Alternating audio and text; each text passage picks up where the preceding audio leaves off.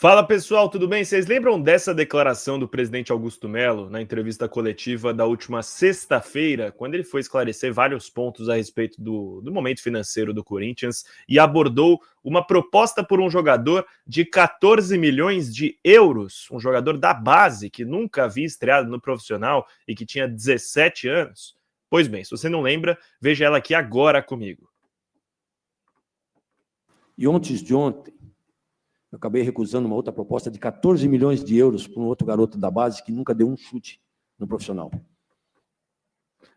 Tá aí, o presidente Augusto Melo falou isso numa entrevista coletiva na última semana, e isso, é claro, despertou muito interesse, não só meu, mas de colegas da imprensa e de torcedores que queriam entender quem é esse garoto, de quem é a proposta, são 14 milhões de euros mesmo?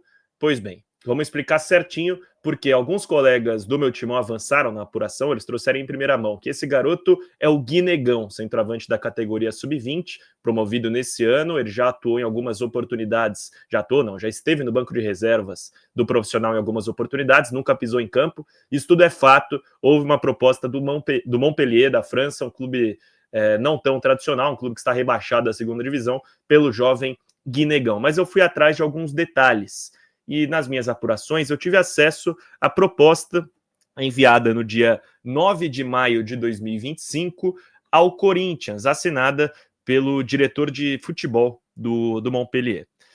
Por que não é bem assim? Por que não são exatamente 14 milhões de euros? E por que a proposta não é tão boa? E por que eu considero que essa recusa do Corinthians, na realidade, não era um motivo para o presidente se gabar, como outros aceitariam uma proposta tão alta como essa? Seria a terceira maior venda da história do Corinthians. Mas eu recusei.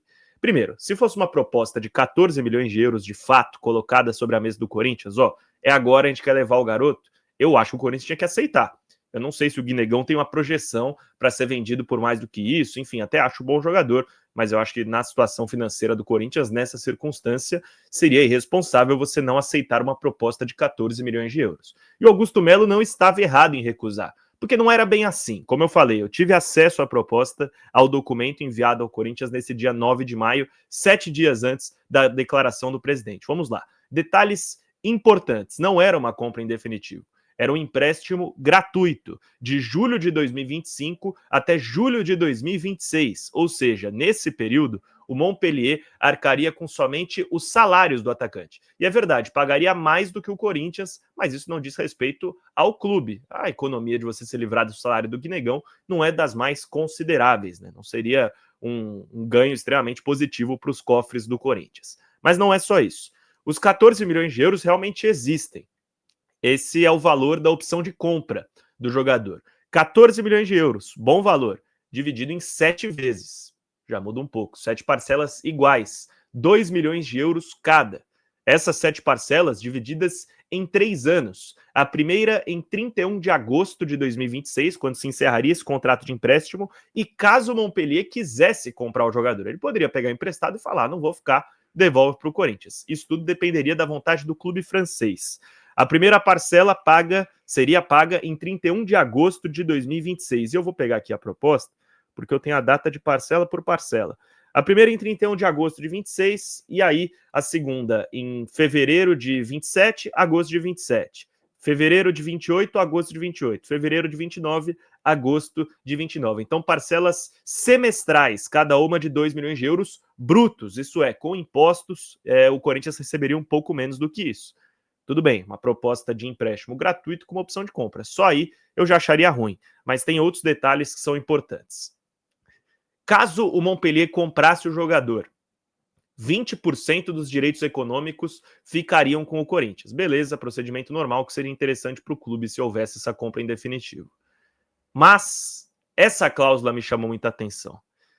Se o Montpellier não exercer a compra, o clube francês ficaria com 15% dos direitos econômicos do Guinegão de graça, a não ser o pagamento de salários que eu citei agora, por um prazo de 2 anos. Ou seja, ele retornando desse empréstimo em agosto de 26 até 2028, o Montpellier teria direito a 15% dos direitos econômicos do Guinegão se o Corinthians vendesse ele a um outro clube. Então muda bastante o cenário de uma proposta original de de 14 milhões de euros. Fica bem claro que na realidade não era bem assim, né? Essa é a explicação. E por que eu acho que o Montpellier não exerceria uma cláusula de compra de 14 milhões de euros? Vou explicar para vocês. Primeiro que o clube está rebaixado à segunda divisão do campeonato francês. Então, em termos de financeiros, em termos de receita, despencaria muito, né? O quanto você pode gastar despencaria muito. O clube do futebol francês já não é daqueles que movimenta mais dinheiro. Um clube rebaixado, gastar essa grana, eu consideraria muito improvável. Por quê? Porque vamos buscar as maiores vendas da história do Montpellier. Aliás, as maiores compras da história do Montpellier. Trata-se do meia Tej, como é que é? Tej Savanier. Ele foi contratado pelo Montpellier em 2019.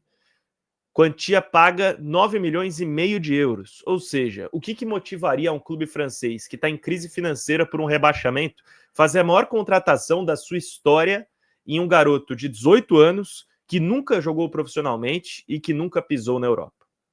Eu acho uma hipótese extremamente improvável, e por isso que eu imagino que o Corinthians só sairia perdendo com essa negociação. Então, cederia o garoto por empréstimo, receberia ele de volta, ou seja, ficaria um ano sem poder usar ele, receberia ele de volta com menos 15%, de graça, tudo na faixa. Não dá, né, gente? Enfim, essa é a minha explicação. E aí muita gente pode falar, então o Augusto acertou em recusar a oferta. Com certeza o Augusto acertou em recusar a oferta. Mas ele acertou nisso porque era obrigação dele. O Augusto tinha um dever de recusar essa oferta. E eu não acho que era um motivo suficiente para ele fazer uma politicagem numa coletiva, de se gabar por recusar uma proposta de 14 milhões de euros. Porque não era uma proposta de 14 milhões de euros. Tudo leva a crer que é uma proposta que o Corinthians ficaria sem nada, a não ser deixar de pagar o salário de um jogador da base por um ano e perderia 15% de um atleta promissor. Então, eu particularmente não vejo motivo nenhum para o presidente Augusto Melo se gabar por recusar uma oferta dessas, tá?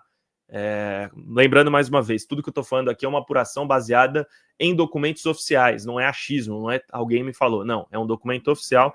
Vou até pegar em nome de quem que ele está assinado. Obviamente ele está direcionado ao presidente Augusto Melo, é um documento em inglês assinado por Bruno Carotti, que é diretor esportivo do Clube Montpellier da França. Bom, esses são os detalhes que eu tinha para falar para vocês. Mais uma vez, propostas irreais não caem assim do nada, sobretudo num clube como o Corinthians, que sabe que precisa vender para fechar o seu fluxo de caixa da temporada. O Timão orçou 181 milhões em vendas de atletas. Então, essa é um misto aí de informações com opiniões. Agradeço a você que ficou até o final desse vídeo. Meu nome é Luiz Fabiani, eu sou setorista do Corinthians na Rádio Bandeirantes. Inscreva-se aqui no canal, porque direto temos conteúdos a respeito de bastidores e informações de mercado do Corinthians.